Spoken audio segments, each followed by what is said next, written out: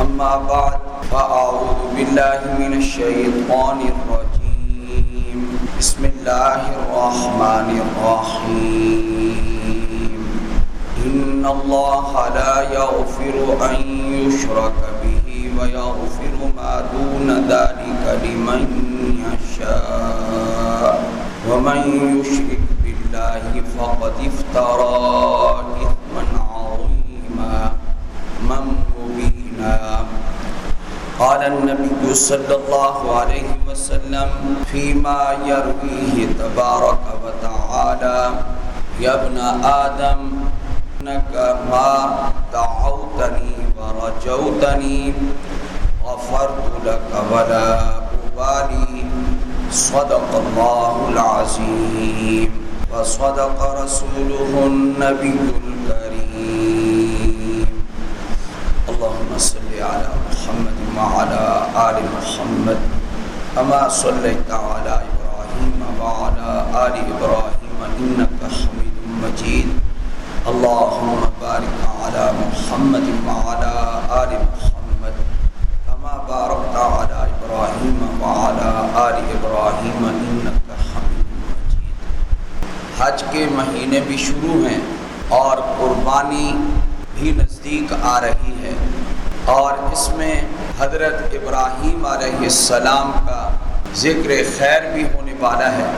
ایک بات ذہن میں آئی کہ ان حضرات کی کون سی ایسی محنت تھی حضرت ابراہیم علیہ السلام کی اور تمام انبیاء علیہ السلام کی، کہ جس محنت کی وجہ سے اللہ تعالیٰ کے ہاں یہ مقبول بنی ہے اور آج تک ان کا نام روشن ہے، معطر ہے. تو سوچنے کے بعد یہی معلوم ہوا اللہ تعالیٰ کو ہر وہ بندہ محبوب ہے اور پیارا ہے جو اللہ تعالیٰ کی توحید کو مانتا ہے. جو بھی اللہ کی توحید کو مانے گا اور جتنا وہ توحید میں ترقی کرے گا تو اللہ کے ہاں اس کی مقبولیت اتنی زیادہ بڑھ جائے گی. حضرت ابراہیم علیہ السلام، حضرت نوح علیہ السلام، تمام انبیاء علیہ السلام، ہمارے نبی علیہ السلام، انہوں نے توحید کے لیے بڑی محنت کی ہے اور بڑی تکلیفیں اٹھائی ہیں، بہت کچھ برداشت کیا ہے. آج امت کو دوبارہ عقیدہ توحید کی طرف پلٹنے کی ضرورت ہے، اس عقیدے کو مضبوط کرنے کی ضرورت ہے. ظاہر ہے کہ ہم جب قربانی کا ذکر کرتے ہیں تو ہم اتنا کہہ دیں تو کافی ہے کہ قربانی کا جانور بے عیب ہونا چاہیے، لیکن قربانی کا جانور بے عیب ضرور ہونا چاہیے کیونکہ اللہ کے نام پر قربانی ہو رہی ہے. لیکن آپ یہ دیکھیں کہ قربانی بھی اسی کی قبول ہوگی جس کا عقیدہ توحید والا ہوگا. ہر عبادت اسی کی قبول ہوگی جس کا عقیدہ توحید والا ہوگا. اگر شرک کی ملاوٹ ہے، شرک کی آمیزش ہے، تو اس کی کوئی عبادت قابل قبول نہیں ہے. اللہ اکبر کبیرہ. حج کو دیکھ لیں آپ، حج کرنے کے لیے مشرکین مکہ خوب تیاری کرتے تھے. مکے کے مشرک لوگ بھی حج کرتے تھے، عرب کے تمام مشرک لوگ حج کرتے تھے اور تلبیہ کے اندر وہ اپنے بتوں کا ذکر کرتے تھے. لیکن جب اللہ تعالیٰ نے ہمارے نبی علیہ السلام کو مبعوث فرمایا، آپ نے ایسا تلبیہ مسلمانوں کو دیا کہ جس میں سوائے اللہ تعالیٰ کے کسی اور کا ذکر ہی نہیں ہے. صرف اللہ کی توحید ہی توحید ہے، شرک کا ابطال ہے. آپ یہ دیکھیں کہ وہ جو طواف کرتے تھے مشرکین مکہ تو پڑھتے رہتے لبیک اللہم لبیک لبیک لا شریک لک لبیک الا شریکا تملکہ، یہ پڑھاتے تھے. ہاں تیرا وہ شریک ہے جس شریک کا تو مالک ہے. لیکن ہمارے نبی علیہ السلام نے مسلمانوں کو یہ تعلیم دی ہے کہ اللہ تعالیٰ کا کوئی شریک ہے ہی نہیں، اللہ وحدہ لا شریک لہ ہے. آپ حضرات حیران ہوں گے کہ نبی علیہ السلام مکہ المکرمہ میں نبوت ملنے کے بعد 13 سال رہے اور 13 سال اتنی تکلیف برداشت کی جس کی کوئی حد نہیں ہے. وہ تکلیف جو آپ نے برداشت کی وہ کسی اور مقصد کے لیے نہیں تھی، وہ صرف اور صرف عقیدہ توحید کے لیے تھی. تو آپ علیہ السلام کہتے تھے یا ایھا الناس قولوا لا الہ الا اللہ، لوگو لا الہ الا اللہ کہہ لو تفلحو کامیاب ہو جاؤ گے۔ اب یہ وہ عقیدہ تھا جو ان کے عقیدے سے ٹکراتا تھا۔ عجیب بات ہے، بتوں کی محبت ان کے دل میں رچ بس گئی تھی۔ وہ یہ کہتے تھے کہ ان بتوں کو ناراض نہ کرو، ان بتوں کو راضی کرنا ہے، ان کے چڑھاوے، ان کے نذرانے، کھانے پینے کی چیزیں وہ بتوں کے لیے بھیجا کرتے تھے۔ ظاہر ہے اب بت تو نہیں کھاتے تھے، چڑھاوے کی چیزیں ہیں، وہ نذرانے کی چیزیں تھی، وہ کون کھا جاتے تھے؟ جو بتوں کے مجاور ہوتے تھے وہ کھا جاتے تھے۔ یہ ایک سلسلہ مجاور کا، کھانے پینے کا، یہ آج سے نہیں چلا آ رہا، یہ بڑا پرانا سلسلہ ہے۔ یہ کھانے پینے کا چکر یہ بڑا پرانا ہے، یہ آج کا نہیں ہے۔ یہ اس لیے پہلے لوگ بتوں کے مجاور بن کے کھاتے تھے اور آج قبروں کے مجاور بن کے کھاتے ہیں۔ اور نہ بت اللہ تعالیٰ کے شریک ہیں اور نہ قبر والا کوئی بھی بزرگ اللہ کا شریک ہے۔ اللہ وحدہ لا شریک لہ، یہ ہے ہمارا وہ عقیدہ جو ٹھوس عقیدہ ہے، جس عقیدے پر ہم لچک نہیں دکھا سکتے، جس عقیدے پر ہم سمجھوتا نہیں کر سکتے، جس عقیدے پر ہم اپنے آپ کو نرم نہیں کر سکتے۔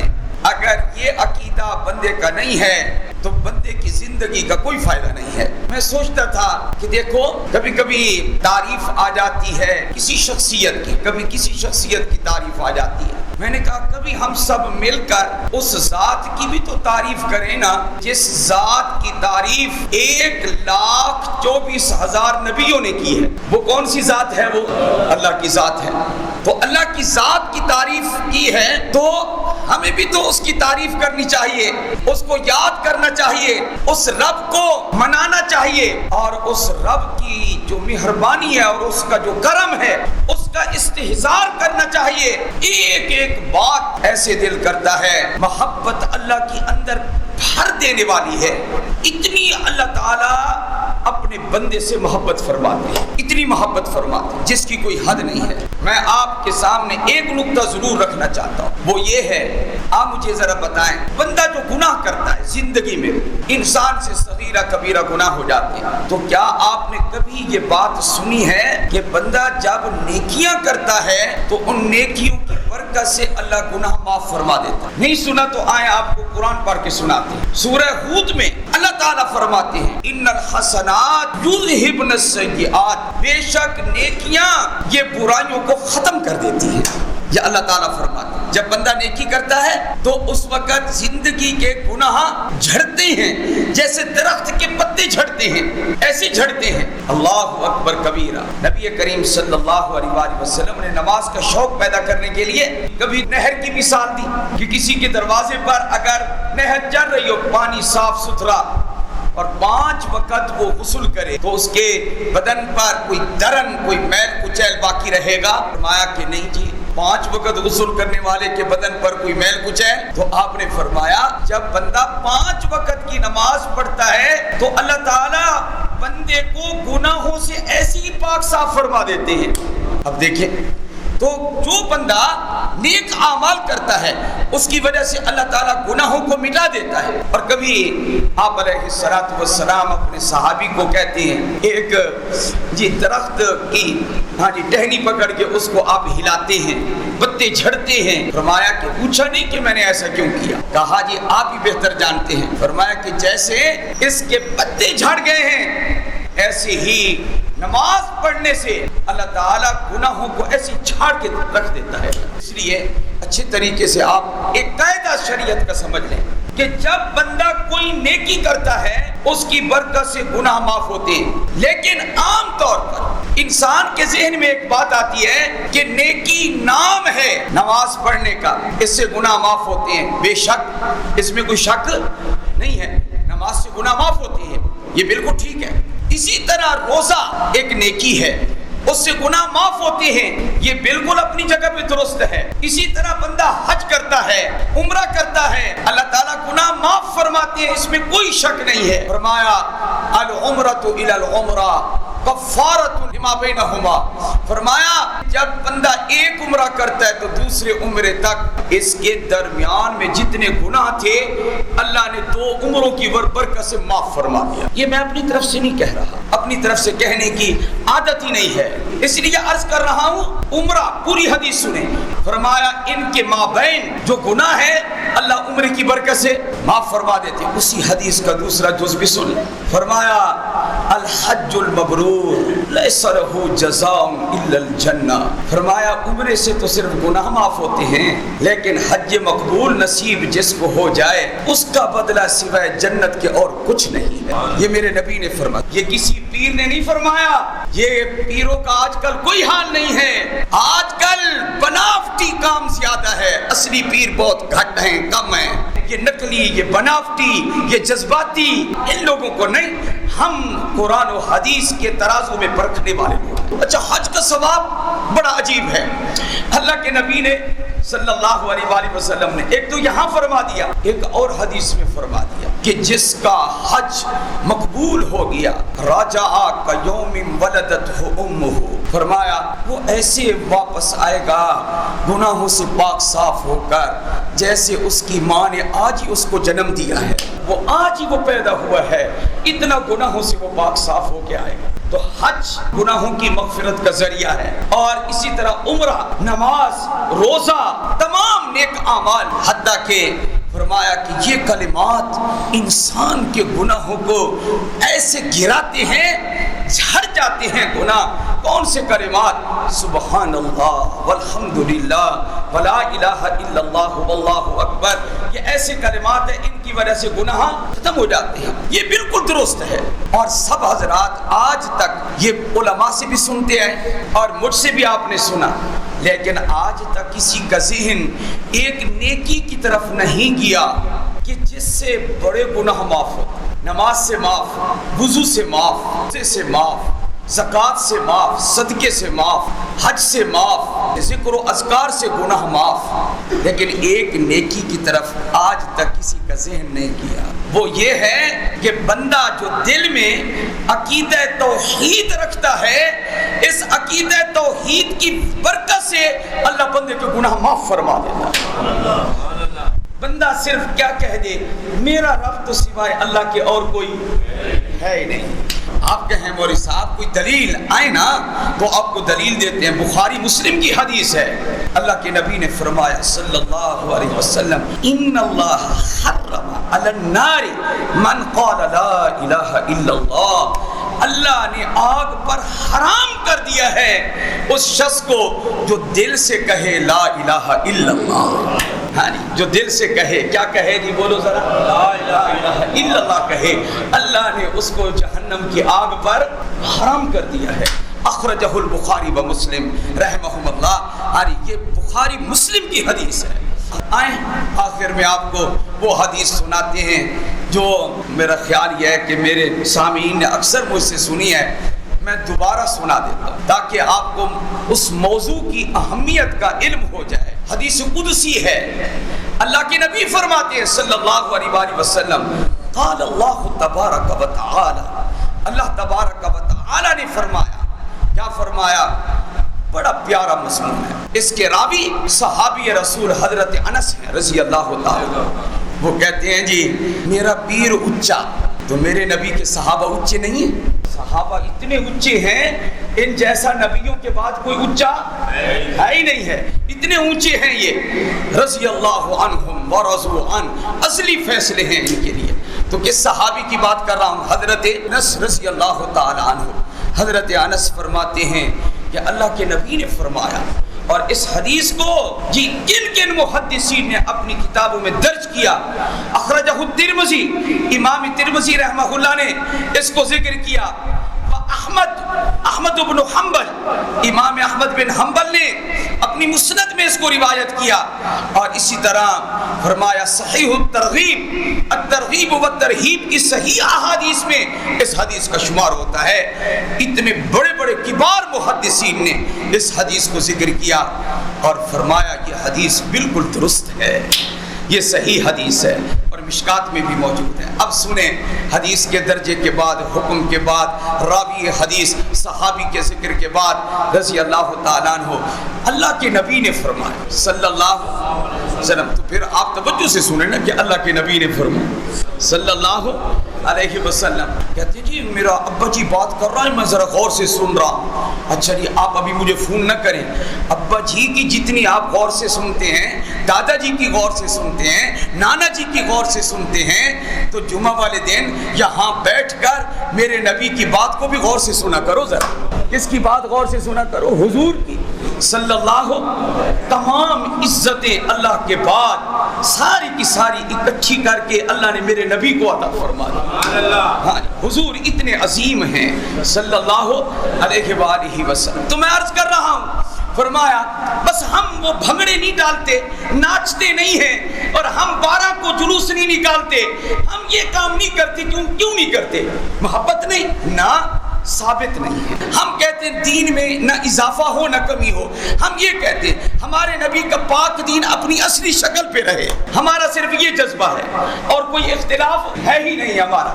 تو آپ حدیث پاک ذرا سماعت فرمائیں، حدیث قدسی اللہ نے فرمایا، آپ علیہ السلام نے فرمایا، اللہ نے فرمایا، عرش والے نے فرمایا، یا ابن آدم، اے آدم کے بیٹے، اے آدم کی اولاد۔ 3 جملے ہیں اس حدیث کے، 3 جملے ہیں، تینوں رلاتے ہیں، تینوں آنسو نکال دیتے ہیں، تینوں ایک گناہگار کو امید افزا بنا دیتے ہیں، تینوں روح کے اندر روح پیدا کر دیتے ہیں۔ تینوں جملے ذرا غور سے سماعت فرمائیں۔ ایک تو حضور فرما رہے ہیں صلی اللہ، دوسرا حضور فرماتے کہ اللہ نے فرمایا، بات ہی ختم ہو گئی۔ کیا یا ابن آدم، یہاں حدیث میں یہ بھی نہیں فرمایا کیا اے میرے نبی تو کہہ دے، فرمایا میں نہیں، یہ میں تمام اولاد آدم کو خود خطاب کروں گا، اس میں مرد عورتیں سب داخل ہیں۔ اے آدم کی اولاد، انکا ما دعوتنی ورجوتنی غفرت لکا ولا ابالی، غفرت لکا علی ما کان فیک ولا ابالی۔ اے آدم کی اولاد، ہم سب کس کی اولاد ہیں؟ ہمارے ابے کا نام آدم علیہ السلام۔ ایک بادشاہ کے پاس ایک حاجت مند عورت دروازے پر گئی تو اس کو دربان نہیں جانے دیتے تھے، اندر بادشاہ کے پاس نہیں جانے دیتے تھے، پتہ نہیں کون ہے کون نہیں، جا بادشاہ بیٹھے ہوئے مصروف ہے، جا تو۔ انہوں نے کہا مجھے کام ہے بادشاہ سے۔ کہا کام ہے تو ابھی کو بڑا مصروف ہے، جانا تو، پھر آنا کبھی، چلتے پھرتے بادشاہ جب گزر رہا ہو پھر اس کو کہہ لینا ابھی بادشاہ بڑا مصروف۔ اس عورت نے پیغام بھیجا کہ بادشاہ کو جا کر کہو تمہاری بہن آئی ہے، تمہاری بہن آئی ہے۔ بادشاہ نے کہا کہ اس کو پیغام پہنچا، کہا اندر بلاؤ۔ جب اندر بلایا تو بادشاہ بڑا وسیع الظرف تھا، غصے نہیں ہوا، کہا کہ تم کون ہو، تمہارا نام کیا ہے، تمہارے والد کا نام کیا ہے؟ اس نے بتایا، وہ تو اس کی بہن نہیں لگتی تھی۔ کہا کہ تم نے کیوں کہا کہ میں بادشاہ کی بہن ہوں؟ کہا کہ اوپر کا رشتہ یاد نہیں ہے، وہ اوپر کا رشتہ یاد نہیں ہے، آدم علیہ السلام اور اما حوا کی ہم اولاد نہیں ہیں ہم؟ کہا اچھا ہاں۔ کہا اس کو اتنا انعام دے دو، بہت بڑے انعام کی اس کو جو ہے حکم دے دیا، آرڈر دے دیا، اور کہا اس کی حاجت پوری کرو اور بہت بڑا انعام دے دو۔ تو یہاں اللہ پاک کیا فرماتے ہیں؟ یا ابن آدم، اے آدم کی اولاد۔ آگے اللہ کیا فرماتے ہیں؟ یہ تو حدیث کا عجیب جملہ ہے، اللہ کیا فرماتے مجھے آپ کو؟ یا ابن آدم انک ما دعوتنی ورجوتنی، جب تک تو مجھ سے دعا کرتا رہے گا، جب تک تو مجھ سے امید رکھتا رہے گا کہ اللہ یہ بھی کر سکتا ہے، یہ بھی کر سکتا ہے، میرے گناہ اللہ معاف کر دے گا، یہ امید بھی رکھتا رہے گا، تو فرمایا غفرت لکا علی ما کان فیک، تیرے اندر جتنے بھی گناہ ہوں گے میں تیری بخشش کر دوں گا، مجھے پرواہ تک نہیں رہے گی۔ شیطان آتا ہے، تیرے تو اتنے گناہ ہیں، تو مسجد جانے کے لائق بھی نہیں ہے، تو منہ دکھانے کے لائق بھی نہیں ہے، زندگی میں فلاں گناہ ہوا۔ اللہ فرماتے نہیں، جب تک تو دعا کرتا رہے گا، امید رکھتا رہے گا، میں سارے گناہ بخشتا رہوں گا اور تیرے گناہوں کی میں پرواہ تک نہیں کروں گا۔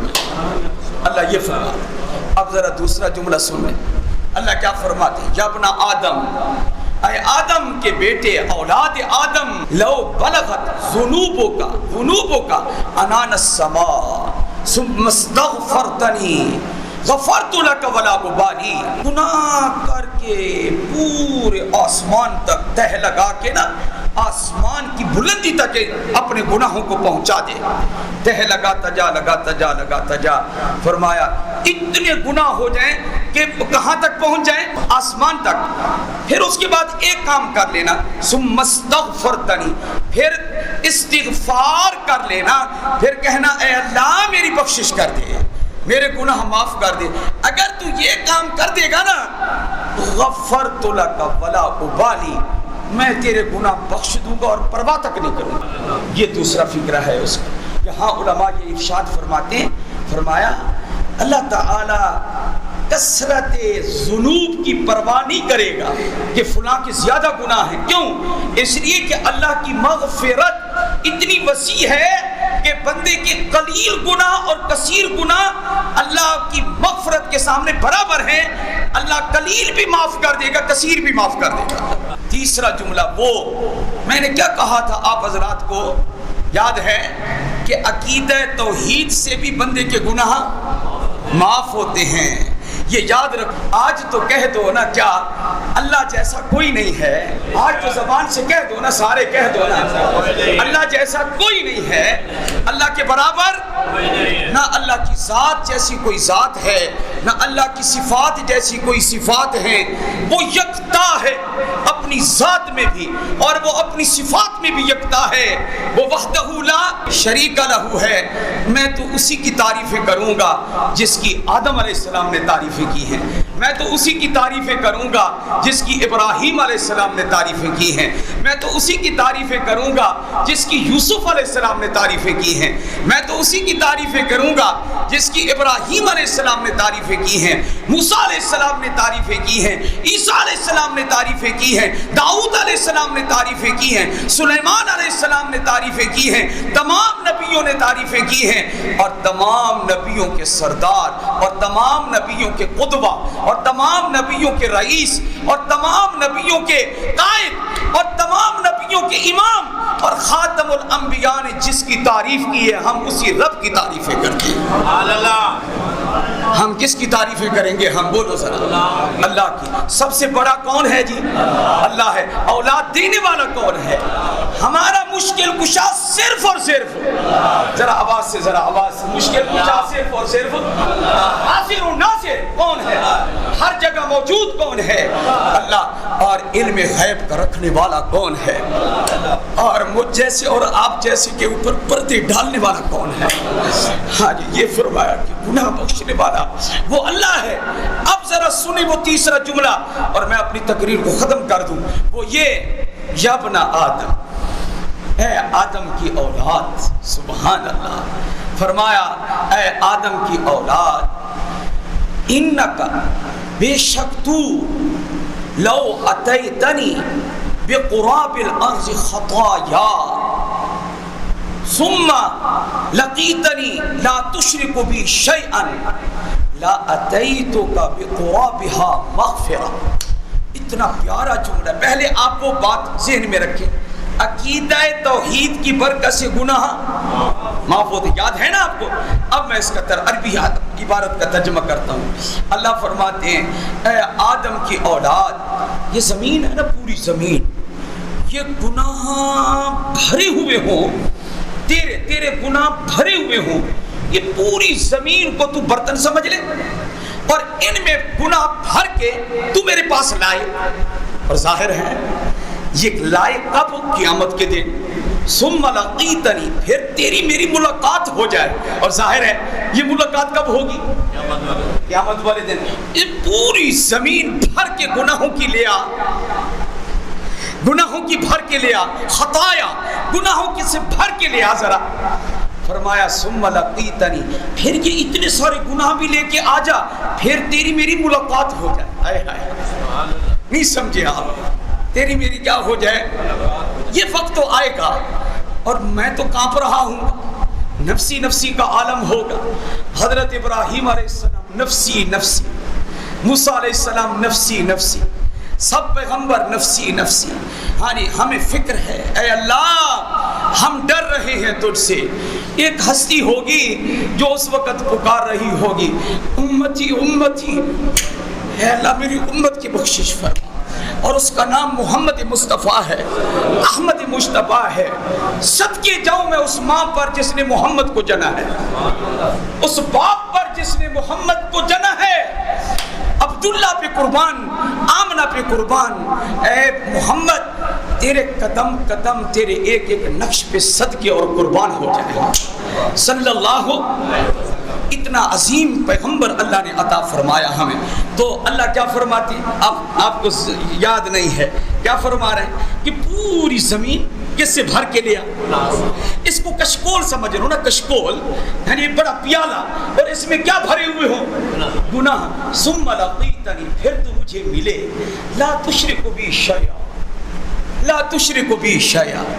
میں نے صرف یہ دیکھنا ہے کہ تو میرے ساتھ کسی کو شریک تو نہیں کرتا.